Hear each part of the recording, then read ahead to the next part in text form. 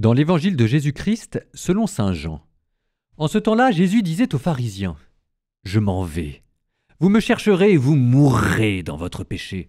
Là où moi je vais, vous ne pouvez pas aller. » Les Juifs disaient : « Veut-il donc se donner la mort puisqu'il dit : Là où moi je vais, vous ne pouvez pas aller ?» Il leur répondit : « Vous, vous êtes d'en bas. Moi je suis d'en haut. Vous, vous êtes de ce monde. Moi je ne suis pas de ce monde. C'est pourquoi je vous ai dit que vous mourrez dans votre péché. En effet, si vous ne croyez pas que moi je suis, vous mourrez dans votre péché. » Alors ils lui demandaient : « Toi, qui es-tu » Jésus leur répondit : « Je n'ai pas cessé de vous le dire. À votre sujet, j'ai beaucoup à dire et à juger. D'ailleurs, celui qui m'a envoyé dit la vérité, et ce que j'ai entendu de lui, je le dis pour tout le monde. » Ils ne comprirent pas qu'il leur parlait du Père.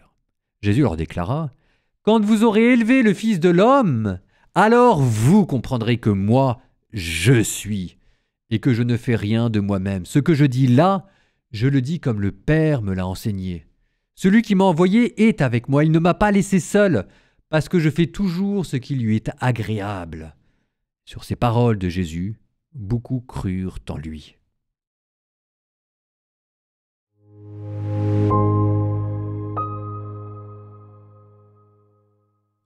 J'adore ces quiproquos et ces jeux de mots.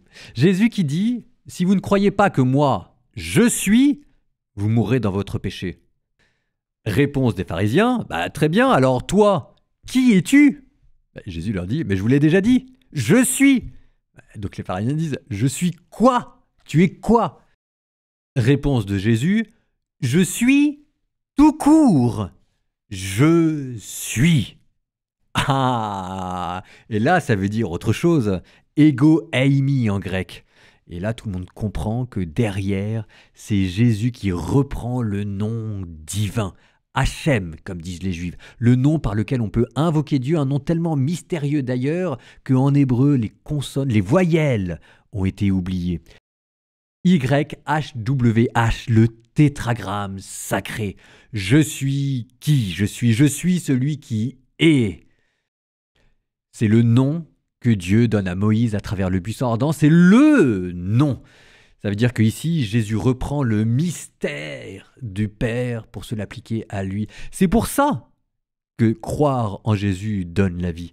C'est que Jésus est le fondement de l'être. La réalité tourne autour de lui. Il n'existe pas comme vous et moi. Il y a son corps, il y a son humanité qui existe comme vous et moi, mais au milieu de tout ça, il y a une sorte de pilier, de roc. Il y a l'éternité, il y a la source de toute chose, parce que c'est Jésus qui, envoyé par le Père, a créé l'univers.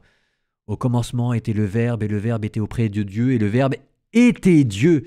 Et tout ce qui est a été fait par lui. Quand vous regardez à travers une hostie Jésus, vos yeux plongent au cœur de la création, dans la source de tout être. Donc, oui, vous avez raison d'adorer Jésus. Oui, vous avez raison de croire en lui. Oui, vous avez raison de croire que lui et lui seul peut vous sauver, peut vous ressusciter, peut vous rendre heureux. Devenez chrétien.